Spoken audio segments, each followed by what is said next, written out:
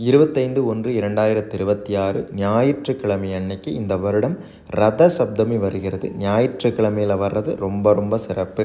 காசியப முனிவருக்கு மகனாக சூரியன் உதித்த தினம்தான் ரத சப்தமி. இந்த நாளில் நாம் செய்யக்கூடிய ஒரு சிறு வழிபாடானது நம்முடைய தலைமுறை பாவங்களை போக்க வல்லது.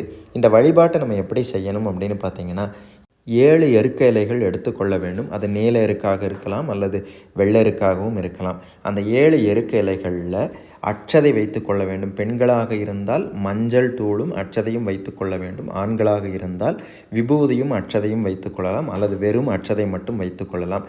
ஒரு இலையில் அட்சதை வைத்து தலையில் வைத்து கொள்ள வேண்டும். 2 இலைகளில் கண்கள் மீது வைத்து கொள்ள வேண்டும்.